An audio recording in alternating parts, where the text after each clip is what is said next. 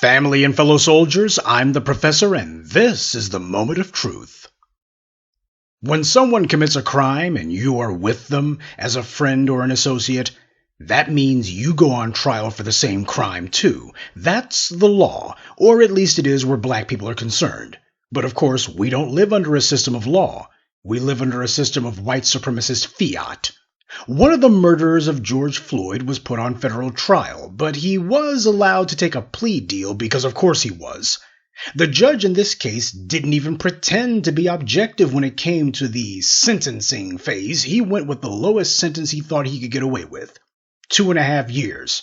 For somebody responsible for one of the most egregious murders in living memory. The judge knew that there was no legal or ethical basis for such a low sentence, but to show how proud he was of his little white power, he said that the murderer had been sent 145 letters of support. And because of that 145 letters, why, the judge felt that he simply couldn't give this man a long sentence. After all, he had 145 letters of support. 145 letters. As opposed to the global condemnation that this animal got from the rest of the human race. The judge decided 145 letters, all of which written by Fraternal Order of Police flunkies, by the way, outweighed literally the rest of the world.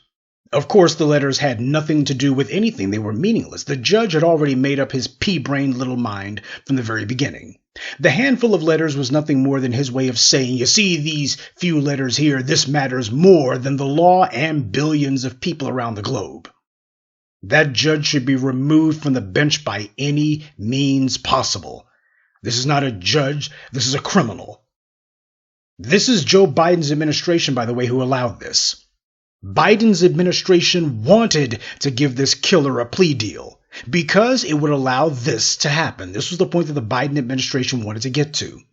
Yeah, all of those little photo ops Biden was doing with the police, never doing anything about them. Gee, I guess it's just all one big happy coincidence, isn't it? Keep in mind, this case is being handled by immigrant Kristen Clark, the same heifer who lied to the family of Ahmaud Arbery. Then, when Clark was caught and called out in her lie in open court, she told the judge to ignore the Arbery family and give his murderers a slap on the wrist anyway. That's who was handling this case.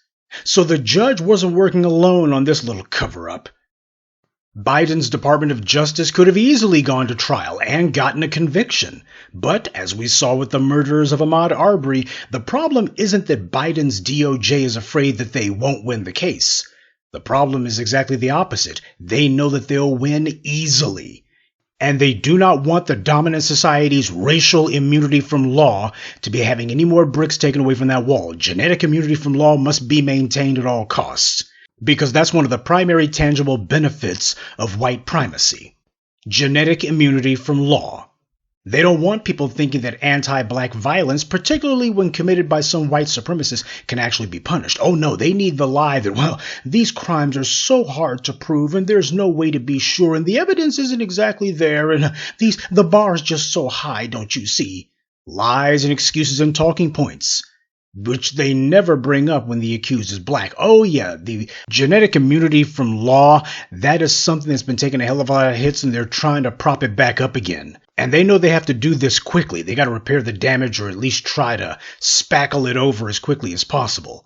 Because the longer that all of these white supremacists wind up getting convicted of not necessarily given long sentences for their crimes against black people, well, it's going to become just that more difficult to turn around later and say, well, I'm sure people have had a change of heart. No, they haven't. Everybody knows. These are prosecutors and judges working together in order to give immunity from law to people. It's not a matter what the juries have been saying. These guys have been rigging the process and people now see through it. They want people to think that the old status quo is inevitable. It's so difficult because that's the rhetorical smokescreen that they hide behind. That's the difficulty, their little words that they try to use. So you got Biden's DOJ fighting to the hilt to maintain and restore the old status quo. Everyone recognizes that the judge in this case wasn't handing down a sentence. He was handing down a racial message against black people. And Biden's DOJ are working hand in hand for this purpose. Now, George Floyd's brother, Philanese Floyd, was upset about this latest sentence. He's mad at the judge, but it needs to be remembered Philanese Floyd was present when Biden signed his ridiculous do-nothing executive order on policing back in May. George Floyd's brother was there at that ceremony.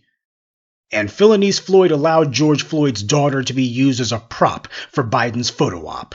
Well, as I told you, the same Biden who George Floyd's brother was so honored to meet, at that exact same moment that he was signing that do-nothing executive order, he had his inspector general sending briefs to the Supreme Court saying to get rid of the Miranda warning. That's what Biden was doing. Wasn't no executive order on that one. He wanted to make sure that would be enshrined in law.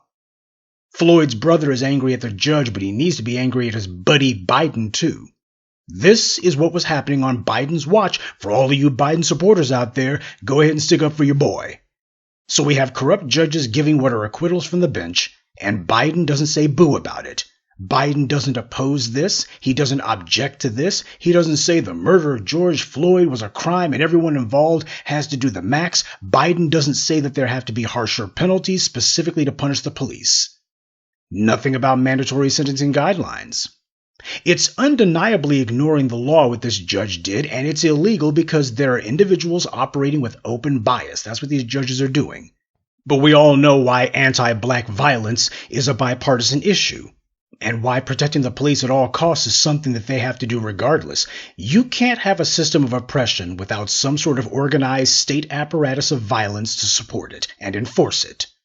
Black people did more than take on the enforcement arm of white supremacy 2 years ago. Black people went into the streets and put these criminals on the run. 2020 showed the thugs in blue just how bad the situation could get for them if the people decided to punish the police themselves.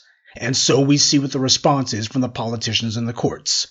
But as I've been saying for years, these thugs in blue would be relying on judges to subvert the law and overturn the verdicts, as more and more people found it harder and harder to go along with the old get-along, as prosecutors found that you weren't going to be able to bury these prosecutions in the grand jury process, and you couldn't find juries that were willing to turn a blind eye to lawlessness. Their last ditch would be the judges. And so punishing the judges must be a central part of any effort to break the enforcement arm of white supremacy. It's common sense that judges cannot be allowed to hear or rule on cases involving police as defendants, because the judges work with the police all the time. They're co-workers, they're professional colleagues, professional racist criminals. In no other line of work would this be called anything other than a conflict of interest. It wouldn't even be a question. Special jurists should be appointed to hear cases where police are tried for the crimes that they commit. But more than that, the police should not be able to ever get a bench trial. And there's nothing unconstitutional about that. The Constitution says you have a right to a jury of your peers. It does not say you have a right to be tried by one of your professional law enforcement buddies, which is what a bench trial amounts to. Also, juries need to be the ones deciding these sentences, certainly not the judges, and the sentences must be mandatory sentences. That way there's absolutely no leeway for the kind of lawlessness that this Magnuson clown was doing. These judges wear their corruption like a badge of honor, and that being the case, they have absolutely no business having anything to do with these trials. The people are the ones who have the legitimacy to decide whether a sentence is just or not. And when those whose job it is to enforce the law make it clear they will defy and subvert the law, the people have a duty to ensure that this culture of administrative and judicial lawlessness is stopped.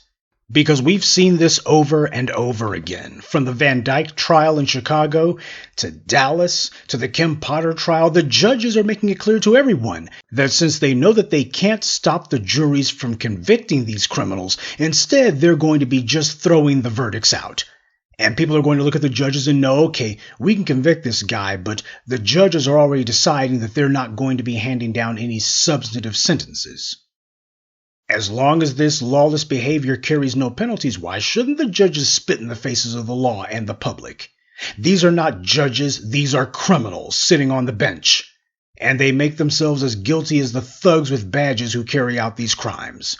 To ensure that the rule of law is established, because this country has never had the rule of law, by the way, these crooked judges have to be removed from every part of the process whenever the police are under legal scrutiny.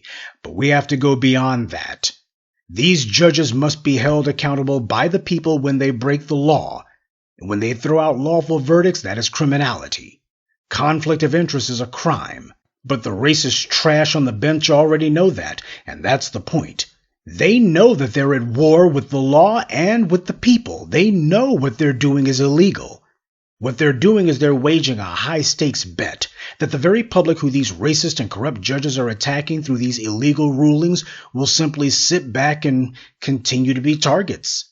These criminals in the courtroom are betting everything that the public will simply sit on their hands and hope that these judges will stop ignoring the law eventually. The police departments also relied on the same delusion. Now, the same judge who gave this lane creep a slap on the wrist, he's also going to be presiding over the trials of the other 2 remaining collaborators in the murder of George Floyd. So with this ruling, that judge is advertising that, hey, you other guys, you can get yourselves a sweetheart plea deal too. Just go ahead and take the plea deal and you'll get no time, just like your buddy did. And you got a Democrat president who is helping to carry this out. The judiciary is flagrantly ignoring and violating the law, declaring that the law will not apply when the police murder a black person because they say so. That's all this is. These killers are not going to be punished because I'm white and I say so. Well, it's up to black people to make it clear that we're the ones who will get the last word. Good day, and be one. I'd like to take a moment to mention some of our contributors. Montrez Braxton, Murad Campbell, Suleiman Alaji, Frederica Moore, and James Stiles. Salute to them and thank you to everyone for listening, liking, and sharing this message. Black empowerment only exists because of you.